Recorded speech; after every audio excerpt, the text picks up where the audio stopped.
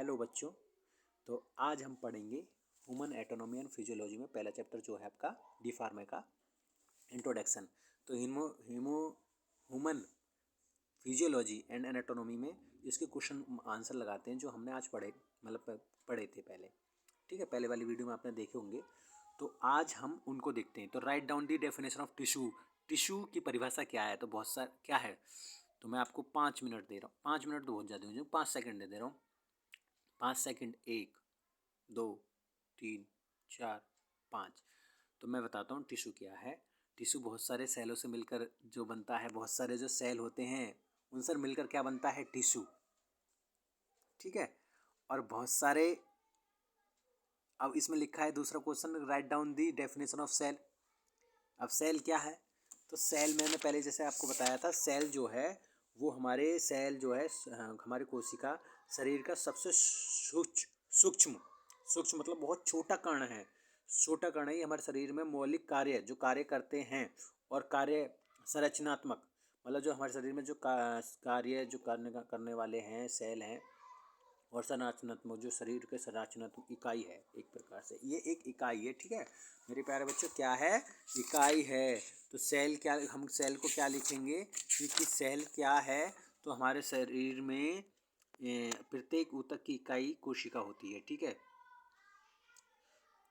हमारे शरीर में प्रत्येक ऊतक की इकाई, हमारे शरीर में जो टिश्यू है, टिश्यू की इकाई कोशिका होती है, सेल होती है। ठीक है, आप समझ गए होंगे।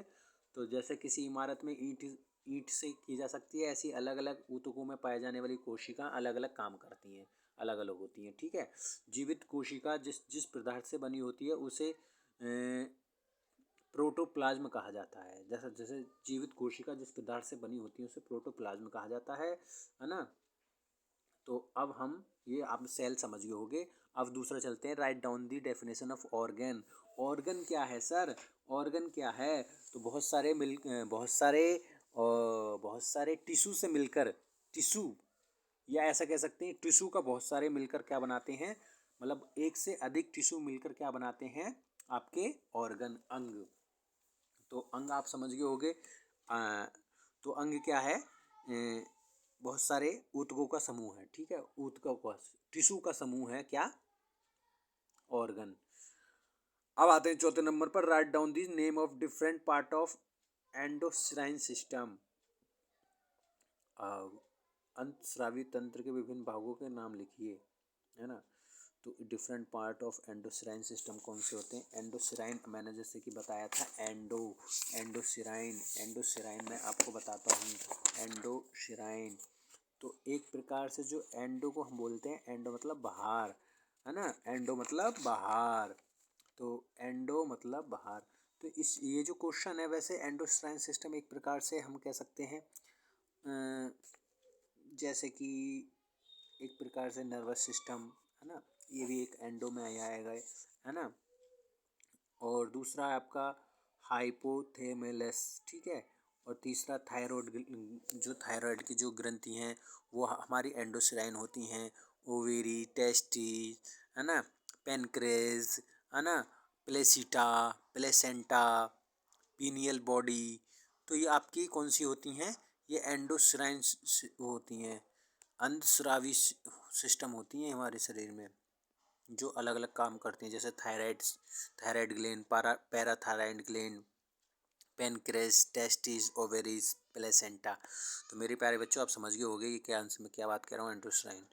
तो अब 5वें नंबर पे आता है, right down the name of various part of the digestive track. भाई हमारे शरीर में डाइजेस्टिव ट्रैक कौन कौन से होते हैं? भाई डाइजेस्टिव ट्रैक एक प्रकार से जैसे पेनक्रेस, लीवर्स, छोटी आंत बड़ी आंत, तो वो वही है एक प्रकार से जो हमारा खाना जहाँ जहाँ से पाचन क्रिया करता है, वही आपका क्या है? Digestive track. अब आते हैं शॉर्ट आंसर टाइप क्वेश्चन। तो discuss about the introduction of anatomy. Discuss about the introduction autonomy. Autonomy में क्या करते हैं हम सर? एटोनॉमी में जैसे मैं आपको बताया था, एटोनॉमी हमारे शरीर में जो अंतर्गत जो शरीर में विभिन्न भागों के और उनके बीच में पाए जाने वाले आपसी संबंधों की वर्णन किया जाता है एटोनॉमी में। मतलब उनके बीच में जैसे हमारे शरीर में जो विभिन्न प्रकार के जो अंतर्गत शरीर में पाए जाने वाले अंग हैं, ठीक है। और शरीर के विभिन्न भागों को के कार्य का अध्ययन इसकी के लिए इसकी रचना का ज्ञान होना आवश्यक है, ठीक है। तो ये वही है, ठीक है। इसमें लिखा है enlist the part of excretory system. Excretory system मतलब कौन से होते हैं? एक्स मैंने बताया था हमारे शरीर में एक्स कौन है, तो एक्सक्रीटरी सिस्टम मतलब वेस्ट मटेरियल। वेस्ट मटेरियल हमारे शरीर में से कौन निकलता है तो आपको जानते ही है, वो उसके बारे में लिखना है, सूची बनाइए को है।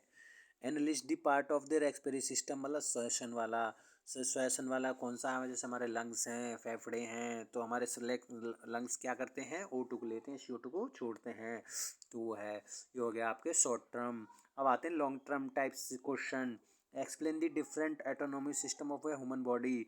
मानव शरीर के विभिन्न शारीरिक प्रणालियों की व्याख्या कीजिए। तो मेरे प्यारे बच्चे समझ गए होंगे मैं क्या कहना चाह रहा हूँ। इसमें क्वेश्चन लिखा है मानव शरीर के विभिन्न शारीरिक प्रणालियों की व्याख्या कीजिए। तो एटोनॉमी में जो विभिन्न प्रकार के जो प्रणाली हैं, जैसे हिस्टोलॉजी, औत्तिकी सिस्टम मतलब हम उसमें ऊतकों की का अध्ययन करते हैं या उनका वर्णन है। अस्थित स्थित मतलब हमारी हड्डियों का वर्णन है। संधि मतलब हमारे शरीर में जोड़ों का मैंने बताया था अध्ययन है। मांसपेशियाँ मतलब मायोलॉजी में हमारे मांसपेशियों का अध्ययन है। देहांत मतलब जो मैंने बताया था कायिक विज्ञान की शाखा अंतर्गत के अध्ययन किया जाता है। तंत्रिका मतलब न्यूरोलॉजी मतलब 6 नंबर पर है, तो ये हमारे तंत्रिका का अध्ययन किया जाता है। तो मेरे बच्चों, प्यारे बच्चों, समझ गए होंगे मैं क्या कह रहा हूँ। एनालिस्ट, अब दूसरा क्वेश्चन है enlist the name of the different terms used in anatomy to indicate anatomical position.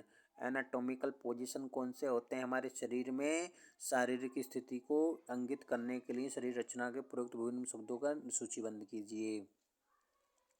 तो ठीक है भाई बच्चों, तो कुछ क्वेश्चन, ये क्वेश्चन आपको करना है, ठीक है। और इसका ये तीसरा वाला भी आपको करना है, analyst the name of different term of unit joint, है ना। जोड़ों को प्रयुक्त होने वाले विभिन्न शब्दों के नाम लिखिए, जोड़ों में प्रयुक्त होने वाले विभिन्न शब्दों का, ठीक है। अब MCQ पे आ जाते हैं। मैंने 2 क्वेश्चन मैंने घर के लिए दे दिए। Gross anatomy is called known as, है ना, तो उसको क्या कहते हैं? ये भी आपको क्या क्वेश्चन है तो ये हमारे कमेंट में लिख देना, ठीक है, इसका आंसर। दूसरा MCQ क्वेश्चन है include the study of anatomical structure that can be seen from the body, ठीक है। शारीरिक रचना के अंदर शामिल होता है जिसके शरीर में देखा जा सकता है, तो ये भी आपको ही करना है, ठीक है। तीसरा क्वेश्चन है the autonomy terminology of the body can study under. मैं इसकी तीसरी वीडियो बनाऊंगा, ठीक है, तो उसमें मैं इन सब के आंसर लिख दूंगा और इसमें आपको कमेंट में ही लिखने हैं चारों पांचों के आंसर, ठीक है। तो 2 क्वेश्चन लॉन्ग के और MCQ के 6 के 6, ठीक है। तो मेरी वीडियो पसंद आई तो लाइक करें, मेरे चैनल को सब्सक्राइब करें और अपने दोस्तों के साथ शेयर करें। Thank you.